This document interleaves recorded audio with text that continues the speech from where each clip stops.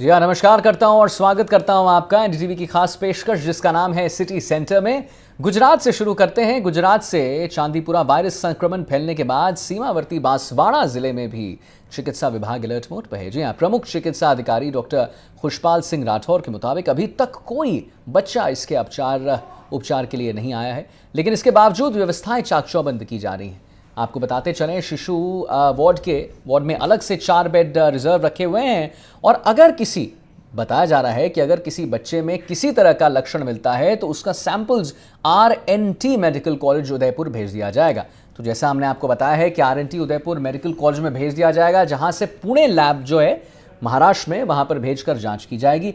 हम आपको यह भी अवगत कराना चाहेंगे कि हाल में उदयपुर और डूंगरपुर जिले के बच्चों में चांदीपुरा के लक्षण मिले थे। ऐसे में बांसवाड़ा में भी चांदीपुरा का खतरा जो है वो थोड़ा बढ़ गया है और जिले भर में 1900 चिकित्सा टीम लगाई गई।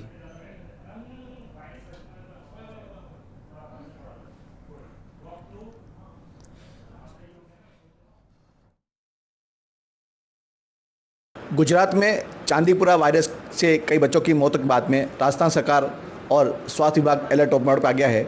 वहीं बांसवाड़ा जिला प्रशासन ने भी सरकार के निर्देश पर प्राप्त हुए हैं। उसके बाद में स्वास्थ्य विभाग के अधिकारियों को कहा है कि इस पर सावधानी बरतें और क्या निर्देश दिए हैं इनके बारे में हमारे MG हॉस्पिटल के PM साहब मौजूद हैं। उनसे पूछते हैं कि सर, चांदीपुरा वायरस को लेकर क्या आपने तैयार की और क्या मामला है सर?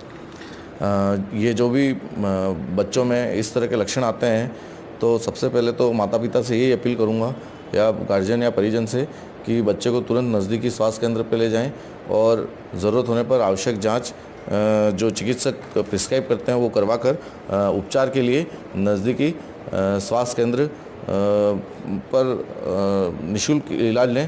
तथा इसके लिए हमने बेड रिजर्व किए हैं, आवश्यक दवाइयों का स्टॉक किया है। सभी चिकित्सक एवं नर्सिंग कर्मियों को अलर्ट मोड पर रखा है कि अगर इस टाइप का कोई भी केस आता है तो इसकी प्रॉपर सैम्पलिंग हो और इसकी प्रॉपर मेडिसिन और वो सारी केयर होनी चाहिए। साथ ही राज्य सरकार और जिला प्रशासन से जो भी इस संबंध में निर्देश प्राप्त होंगे उसकी पालना सुनिश्चित की जाएगी। सर, ऐसा कोई बच्चा आता है तो उसकी सैंपलिंग या जांच के लिए कहाँ भेजा जाती है, व्यवस्था की है? उसको CMHO साहब के थ्रू जांच के लिए हायर सेंटर भेजा जाएगा। उसके लिए सर कोई आवश्यक मेडिसिन यहाँ पे मौजूद हैं किसके? सिम्टोमेटिक इलाज के लिए सभी प्रकार की मेडिसिन आवश्यक मात्रा में उपलब्ध हैं। तो अभी तक बांसवाड़ा में ऐसा केसेस कोई आए हैं सर? नहीं, अभी तक ऐसा कोई भी केस नहीं आया है। क्या यहाँ पे MG हॉस्पिटल क्या व्यवस्था की गई है सर बाढ़ के लिए? हमने 4 बेड उसके इस टाइप के लक्षणों के मरीजों के लिए रिजर्व किए हैं। उसके अलावा आवश्यक जो दवाइयाँ हैं उसका स्टॉक किया है। उसके साथ ही सभी चिकित्सक और शिशु रोग विशेषज्ञ नर्सिंग स्टाफ को भी अलर्ट मोड पे रखा गया है कि अगर इस टाइप का कोई भी आए तो उसको समुचित उपचार किया जाए। बांसवाड़ा से NDTV। और खबर जो है झुंझुनू से है, जहां पुलिस साइबर सेल की मदद से ऑपरेशन एंटीवायरस अभियान के तहत पुलिस लगातार कार्रवाई कर रही है। साइबर अपराध से जुड़े 18 जनों को गिरफ्तार किया जा चुका है और अब तक 18 mobile phone, 19 SIM card, 4 bank passbook और 1 गाड़ी भी जब्त की गई है। वहीं हम आपको बता दें, SP राजर्षि राज वर्मा ने बताया है कि इसके दूसरे भाग में गुमशुदगी मोबाइल फोन पर कार्रवाई करते हुए ट्रैप द्वारा अब तक 90 मोबाइल फोन्स की जो है रिकवरी वो उनके मालिक को सुपुर्द कर दी गई है। इसके अलावा झुंझुनू में पहले से साइबर क्राइम रिस्पॉन्स सेल का गठन किया गया है। उसके तहत इस वर्ष करीब 1.5 करोड़ रुपए की राशि को खातों होल्ड करवाया है, जिसमें 78 लाख रुपए की राशि परिवादियों को सौंप दी जा चुकी है।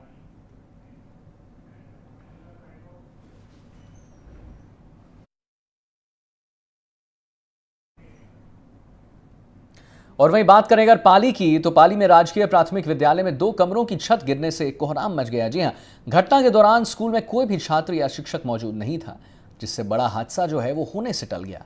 हादसे के बाद स्कूल छात्रों का प्रवेश रोक दिया गया है। उधर ग्रामीणों का आरोप है कि जर्जर स्कूल को लेकर पहले से भी उच्च अधिकारियों को अवगत कराया गया है, लेकिन कोई कदम नहीं उठाया गया है।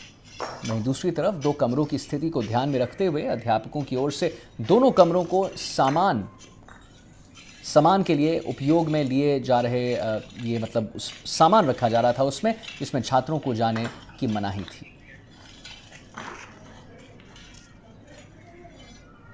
जो सामान मलबे में तब्दील हुए हैं और आइए अब बात करें अजमेर की। अजमेर के आदर्श नगर थाना में एक बाबा ने नाबालिग बच्ची के साथ अश्लील हरकत को अंजाम दिया है। बिल्कुल आपने सही सुना है, एक बाबा ने पिछले लंबे समय से बुजुर्ग पीड़िता के घर पर आकर पूजा पाठ और सत्संग करवाया करता था। पूजा पाठ करने के बहाने उसके साथ गंदी हरकतें क्या करता था। पीड़ित परिवार की बच्ची जब पिछले कई दिनों से गुमसुम रहने लगी थी, तब परिजनों ने कारण पूछा। तब बच्ची ने अपने ऊपर बाबा द्वारा किए गए अत्याचार की पूरी आपबीती सुनाई। बाबा के खिलाफ पॉक्सो एक्ट सहित विभिन्न धाराओं में मुकदमा दर्ज करा लिया जा चुका है और जांच में अब जुट चुकी है पुलिस। बच्ची का सरकारी अस्पताल में मेडिकल संबंधी जांच भी कराया गया है। आरोपी के खिलाफ जुल्म प्रमाणित पाए जाने पर आरोपी को गिरफ्तार किया जाएगा। एक थाना क्षेत्र के परिवादी ने एक रिपोर्ट दर्ज कराई कि मेरी एक छोटी बहन है जो नाबालिग है, उसको कई दिनों से गुमसुम रह रही थी और बीच में उसने कुछ जहरीला पदार्थ सेवन कर लिया था। तब घर वालों ने उससे बिल्कुल खोद के पूछा तो उसने बताया कि अपने घर में जो एक गुरुजी आते हैं कि वो 2 महीने पहले रात को उन्होंने खाना खा के सब जब घर वाले सो गए तो वो मेरे पास आए और मेरे कमरे में मैं कपड़े अपने खोल के और मेरे साथ गलत हरकत की, मेरे आंतरिक जो अंग है उन पे हाथ फेरा और किस किया। कि इस बात से कि मेरे को ये भी कहा कि तू किसी को नहीं बताएगी। और उसके बाद में जब मैंने कहा कि मैं घर वालों को बताऊंगी तो एक छोटा मोबाइल भी ला के मेरे को दिया है। तो घर वालों के इस खुलासे के बाद में घर वाले कल आए और मुकदमा दर्ज कराया। इस पर पीड़िता के बयान लिखित कराए गए, मजिस्ट्रेट के समक्ष भी बयान कराए जा रहे हैं और आगे जो भी कार्रवाई होगी वो की जाएगी। बात करें अगर बूंदी की, तो आपको बताते चलें बूंदी में 2 पुलिस जवानों ने खाकी को दागदार किया है। बिल्कुल, एक महिला कांस्टेबल ने 2 कांस्टेबलों पर रेप का आरोप लगाया है। मामले को लेकर महिला थाने में रेप का मामला दर्ज करवाया गया है और उधर घटना के बाद से बूंदी पुलिस महकमे में हड़कंप मच गया है। आरोपी कांस्टेबलों में से एक कांस्टेबल फिलहाल प्रतिनियुक्ति पर भरतपुर रेंज में तैनात है, जबकि दूसरा आरोपी कांस्टेबल जो है वो बूंदी जिले के रायथल थाने में तैनात है। महिला थाना अधिकारी ने कहा है कि मामला दर्ज कर जांच की जा रही है। रिपोर्ट में महिला कांस्टेबल ने कहा है कि साल 2018 में चुनाव ड्यूटी के दौरान बूंदी पुलिस में कार्यरत कांस्टेबल कोमल ने बातचीत शुरू की थी इनसे। बातचीत के बाद बार बार ड्यूटी के दौरान दोनों की मुलाकात अक्सर होती रहती थी। इसी बीच आरोपी ने महिला कांस्टेबल को बहला फुसलाकर होटल में उसका रेप किया। पीड़िता ने साल 2018 से लेकर 2023 तक कांस्टेबल कोमल पर कई बार दुष्कर्म का आरोप लगाया है और इसी बीच दूसरे कांस्टेबल यानी बाबूलाल को भी दोनों के बीच में अवैध संबंध की जानकारी लगी, तो उसने भी, बिल्कुल ये सुनने वाली बात है कि उसने भी कांस्टेबल कोमल और पीड़िता महिला कांस्टेबल पर संबंध बनाने का दबाव डाला है। वही संबंध नहीं बनाने पर पति से शिकायत की धमकी दी है, जिस पर पीड़िता सहम गई। धमकी के बाद मजबूरन पीड़िता ने दूसरे कांस्टेबल बाबूलाल से भी यौन संबंध बनाए और उधर इन सबों से परेशान पीड़िता ने पति को आप बीती साझा की। तब जाकर पति ने पीड़िता को लेकर वो वहां पर एसपी ऑफिस गए और मामले में परिवाद सौंपा। श्रीमान एसपी साहब के कार्यालय से एक परिवाद प्राप्त हुआ था। महिला कांस्टेबल ने 2 कांस्टेबलों के खिलाफ परिवाद दिया था, जिस पर हमने मुकदमा दर्ज किया है और उसमें अनुसंधान जारी है। मामला यह है, महिला कांस्टेबल ने आरोप लगाया है कि दोनों कांस्टेबलों ने अलग अलग समय में उसके साथ यौन शोषण किया है। तो मैडम कहाँ पर ये स्थापित है दोनों कांस्टेबल? ये वर्तमान में भरतपुर में है एक कांस्टेबल और दूसरा कांस्टेबल थाना रायथल में पोस्ट है। जांच की जा रही है। परिवाद प्राप्त हुआ था, मुकदमा दर्ज हो गया, अनुसंधान जारी है। जो भी तथ्य सामने आएंगे उनसे अवगत कराया जाएगा। बात अगर आपको बताएं जोधपुर की, तो आपको बताते चलें कि जोधपुर में ज्वेलर्स की दुकान का ताला तोड़कर चोरों ने सोने की चोरी की है। बिल्कुल, दुकान से 200 ग्राम सोना सहित करीब 30 लाख का माल पार किया गया है। चोर सामान के साथ सीसीटीवी का DVR भी चुरा कर ले गए। घटना महामंदिर के मारवाड़ नगर थाना इलाके का है। सूचना के बाद महामंदिर थाना पुलिस घटना की जांच में पूरी तरह से जुटी है।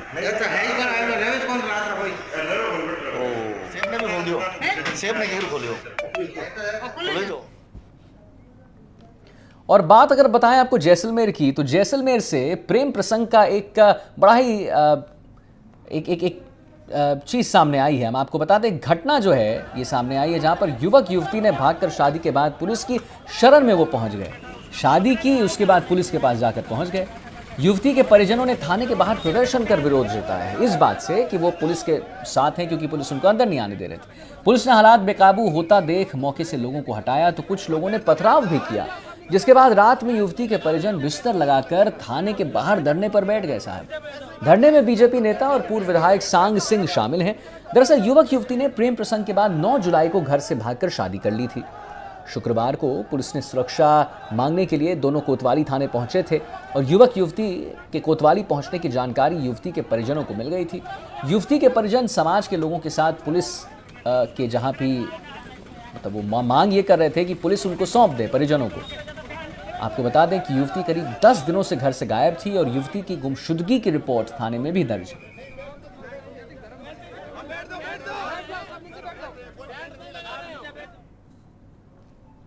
और राजमेश में पहले से कार्यरत मेडिकल टीचर्स को डाइंग कैडर घोषित करने के विरोध में प्रदेश भर के 700 से ज्यादा डॉक्टर्स जो हैं 22 जुलाई से सामूहिक अवकाश पर रहेंगे।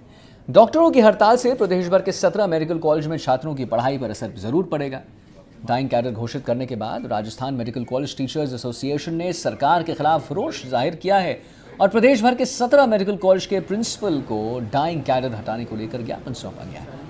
हाल ही में प्रदेश सरकार ने बजट में मेडिकल कॉलेजों में राजमेश में भी राज्य सेवा नियमों की घोषणा की थी, लेकिन हाल ही में जारी नए आदेश से राजमेश के पहले से कार्यरत मेडिकल टीचर्स के लिए परेशानी खड़ा कर दिया है। इसने वित्त विभाग और राजमेश के नियमों के दायरे से वर्तमान में कार्यरत सभी मेडिकल शिक्षक जो हैं वो बाहर उन्हें रखा गया था। नया नियम 1 अगस्त 2024 के बाद से नियुक्त होने वाले मेडिकल टीचर्स पर ही लागू है। नए नियम के चलते राजमेश के पहले से कार्यरत मेडिकल टीचर्स सोमवार को विरोध जताएंगे।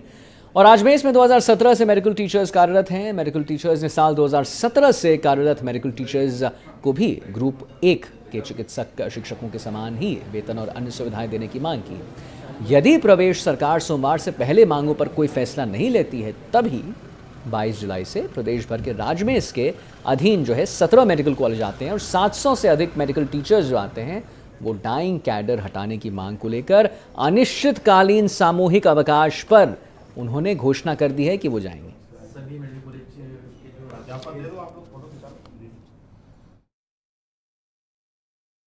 राजमेश में पहले से कार्यरत मेडिकल टीचर्स को डाइंग कैडर घोषित करने के बाद विरोध तेज हो गया है। हम यहाँ मेडिकल कॉलेज चित्तौड़गढ़ में हैं और यहाँ के टीचर्स हैं, उनसे हम बातचीत करना चाहेंगे कि उनकी समस्या क्या है।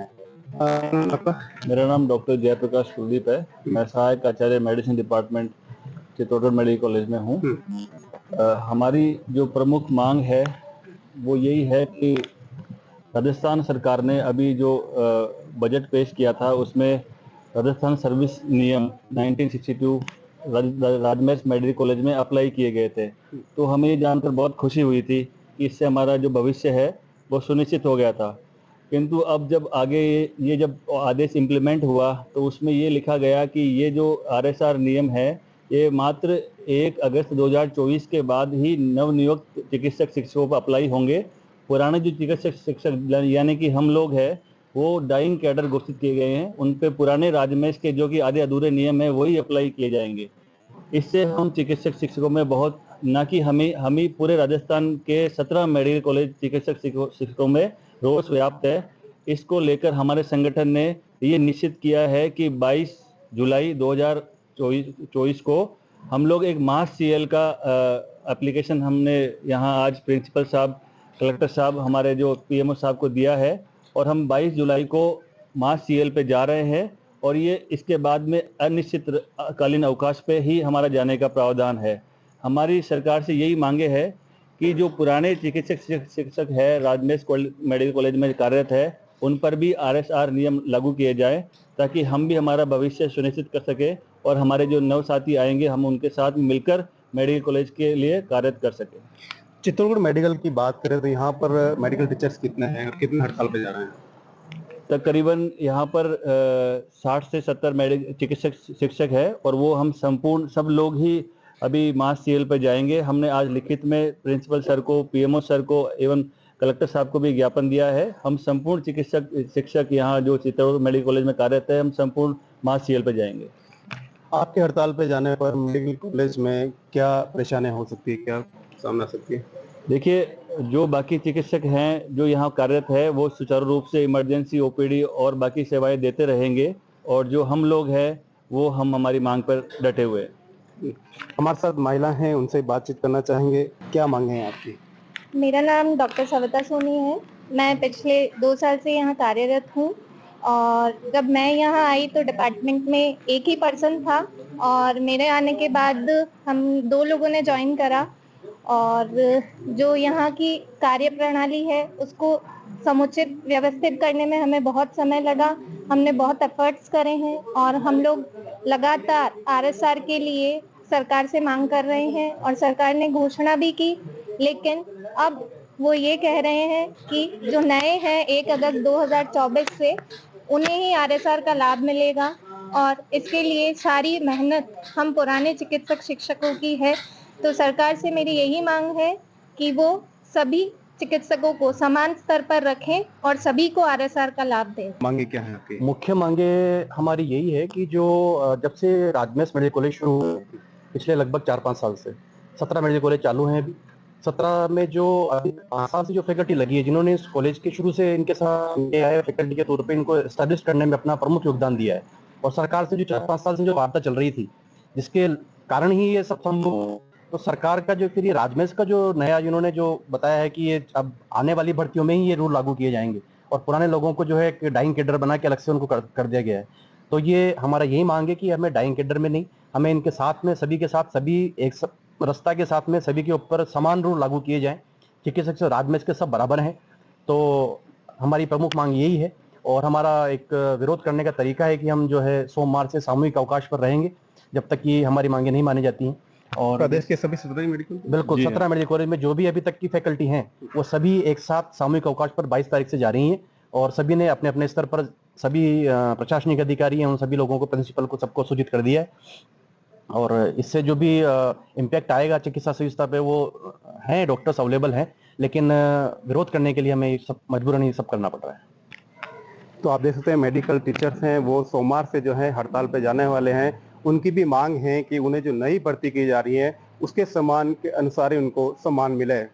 सलमान, एनडीटीवी, चित्तौड़गढ़। और राजस्थान सरकार की बजट घोषणाओं में शामिल ईआरसीपी के अलावा ब्राह्मणी नदी से बीसलपुर बांध में पानी सप्लाई की योजना के बाद कई एमपी से सीधा पानी लाने की कवायद जारी है। राजधानी जयपुर, अजमेर, टोंक सहित कई शहरों की लाइफलाइन बीसलपुर बांध में अब प्रदेश सरकार एमपी से बहकर आने वाले पानी को ब्राह्मणी नदी से सीधे बीसलपुर बांध तक लाने की दिशा में काम कर रही है। इस प्रोजेक्ट की सबसे अहम बात यह है कि इसमें 18 किलोमीटर जो है लंबी एक सुरंग बनाई जाएगी। यह पानी ग्रेविटी से आएगा। जलदाय मंत्री कन्हैया लाल चौधरी के मुताबिक करीब 7,000 करोड़ के प्रोजेक्ट की लागत बढ़ सकती है और सरकार जल्द ही एमपी सरकार से इस प्रोजेक्ट पर समझौता भी करेगी जिससे बीसलपुर बांध की तस्वीर बदल सकेगी। मेरे सहयोगी रवीश टेलर ने जलदाय मंत्री से खास बातचीत की है, आइए आपको भी सुनाते हैं। उम्मीदों का बांध बीसलपुर बांध अब भर जाएगा पूरा। इसके लिए ब्राह्मणी नदी जो प्रोजेक्ट है वो क्या है, बात करते हैं जलदाय मंत्री। क्या ये पूरा प्रोजेक्ट है, किस तरह बीसलपुर बांध में पानी लाया जाएगा? देखो, जिस तरह से हमारी पूरे मुख्यमंत्री वसुंधरा राजे जी ने 2013 से 18 के अंदर नदियों को जोड़ने का, राजस्थान के सूखे को खत्म करने के लिए पीने का पानी, सिंचाई का पानी और उद्योग के लिए जो योजना बनाई, जिसमें सबसे पहली योजना थी ERCP, eastern Rajasthan canal project, Parvati, Kalisindh, Chambal और बनास में डालना। इसके साथ साथ हमारी सरकार ने तब योजना बनाई थी ब्राह्मणी नदी जो बह के चंबल में जाती है, राजस्थान का पानी, उसको किस तरह से वापस बनास में डाला जाए और वो हमारा क्षेत्र हो। आज हमारी सरकार ने ईआरसीपी का समझौता कर लिया, उस पर काम चालू कर दिया, उसको वर्क ऑर्डर भी दे दिए और एक ब्राह्मणी वाला जो काम है उसका भी हम बहुत जल्दी उस पर काम करने वाली है हमारी सरकार। ये पानी तो लिफ्ट होकर आएगा ईआरसीपी का, तो बाकी वो पानी ग्रेविटी से आता है, फ्लो से आता है और वो लगभग 7,000 करोड़ रुपए की मोटी मोटी योजना है। उसकी हो सकता है कॉस्टिंग ज़्यादा बढ़े। उसमें 18 किलोमीटर के आसपास तो टनल बनेगी और उसकी जो हाइट है रावत बाटा के वहां से, कि अभी हम कैलकुलेशन कर रहे हैं कि एमपी का जो पानी जो उन्होंने जगह जगह डैम बना लिए, एक्स्ट्रा पानी जो हमारा उन्होंने काम में ले लिया, जितना पानी हमारा जो सरप्लस बचेगा उस पानी को हम फ्लो के तहत हम इसमें बनास में डालें और आने वाले टाइम के अंदर रेगुलर इसका बेनिफिट राजस्थान को जनता में एक ये बताया जा रहा है कि एक बांध भी बनेगा ब्राह्मणी नदी पे, और जो 143 किलोमीटर की जो है लगभग ये लाइन है, और 8300 करोड़ का जो प्रोजेक्ट है, इसमें किस तरह जो कितनी तेजी से काम, क्या डीपीआर तैयार हो बहुत रही है? जल्दी सबसे पहले हम पानी की कैलकुलेशन कर रहे हैं कि ये पानी दूसरे स्टेट का लेंगे तो दूसरे स्टेट का पानी के कहीं ना कहीं समझौता होता है। हमारा जो हिस्से का जो पानी ले रहे हैं वो थोड़ा सा कम क्वांटिटी में, ज्यादा क्वांटिटी में पानी लेने के लिए हमें एमपी सरकार से हमें कैलकुलेशन कर रहे हैं कि उन्होंने हमारा पानी कितना यूज में ले लिया, एक्स्ट्रा कितना पानी बच रहा है, इसको बहुत जल्दी काम करेंगे। इसके अंदर ग्रेविटी लगभग 74 मीटर इसमें हाइट है, वहां से यहाँ का फ्लो, तो ग्रेविटी से बहुत अच्छी ग्रेविटी है, बहुत अच्छा पानी आएगा, और इससे बढ़िया योजना राजस्थान के लिए कोई नहीं हो सकती। इसमें बहुत जल्दी काम करेंगे। ट्रिपल इंजन की सरकार है ये, 100% ट्रिपल इंजन जा रहा है। और जिस तरह से आपने बजट में देखा कि जो राजस्थान का ऐतिहासिक जो बजट आया, इसे झलक दिख रही है कि राजस्थान की डबल इंजन की सरकार क्या करने वाली है।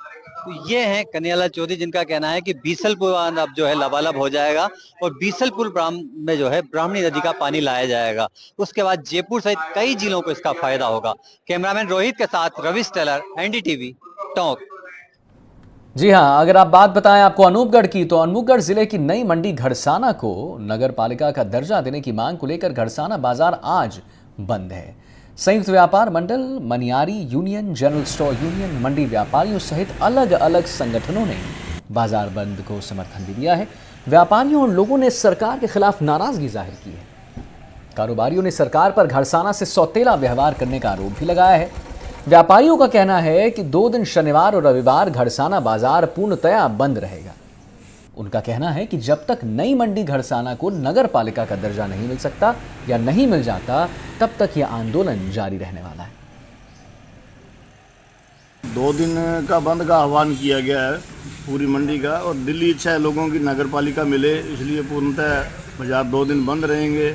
उसके बाद में अगर सांकेतिक ये मतलब एक इशारा किया गया है सरकार को कि ये किसी भी हद तक जा सकता है आंदोलन, और जनरल स्टोर, किराना यूनियन, मनियारी, होटल, जो भी अदर जितनी भी यूनियन है, सारा पदाधिकारी कल 7 से आज भी इकट्ठे होंगे और रोष मार्च निकाला जाएगा और ज्ञापन दिया जाएगा एसडीएम साहब को आज भी, और पूर्णतः बाजार बंद रहेगा आज। और आइए अब बात बताएं आपको जोधपुर की, तो जोधपुर में चिकित्सा और स्वास्थ्य विभाग का शुद्ध के लिए युद्ध अभियान जारी है। मिलावटखोरों की शिकायत पर चिकित्सा और स्वास्थ्य विभाग ने industrial area Basni first phase में कार्रवाई को अंजाम दिया है। विभाग ने आरडीके फूड प्रोजेक्ट के मसाले जब्त किए हैं। चिकित्सा और स्वास्थ्य विभाग के अधिकारियों ने 1900 किलो मिर्च पाउडर, 470 किलो हल्दी और 520 किलो धनिया जब्त किया है। अधिकारियों ने जब्त मसाले के सैंपल जांच के लिए लैब भी भेजे हैं।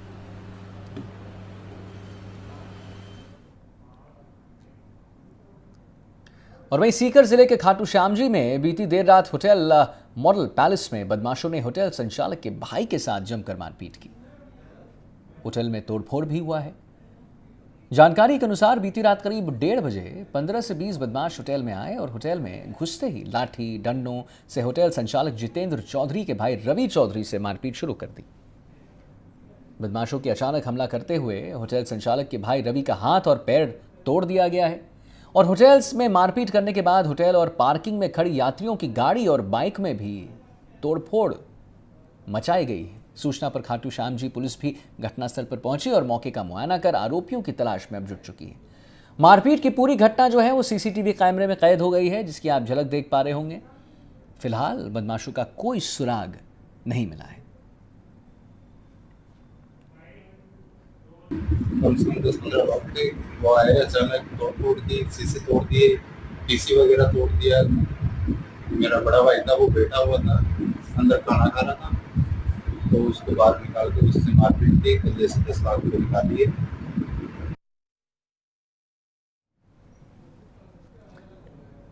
जी हाँ, और आपको बताते चलें दौसा की खबर है अगली। दौसा जिला पिछले कई दशकों से पानी की समस्या से जूझ रहा है। पानी के नाम पर सियासत तो होती है, लेकिन लोगों की उम्मीदों पर पानी ही फिर जाता है।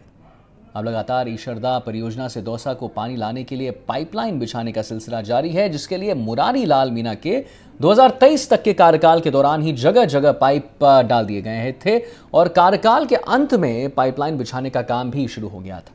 लेकिन आज स्थिति यह है कि जहां जहां इन पाइपों को डाला गया था, वह पाइप अब जंग खाने की वजह से बिल्कुल वहीं का वहीं है।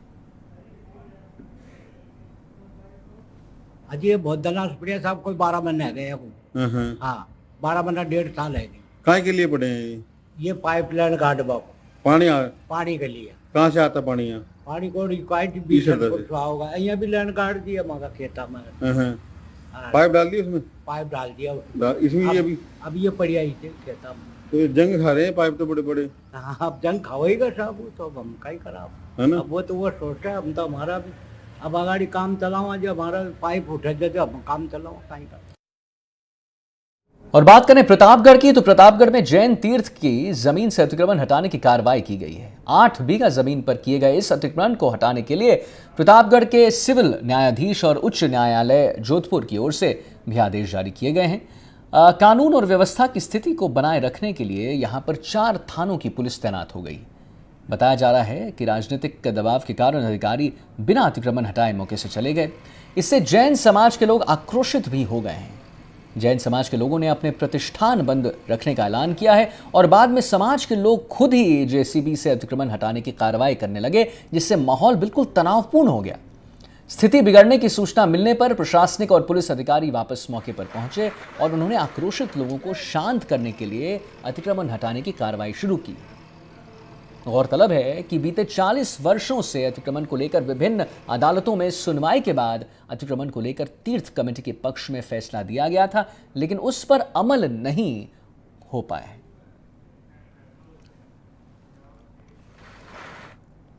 तो फिलहाल इस बुलेटिन में इतना ही। लेते हैं एक छोटा सा ब्रेक, जल्द हाजिर होते हैं। आप कहीं मत जाइए, देखते रहिए एनडीटीवी राजस्थान। नमस्कार।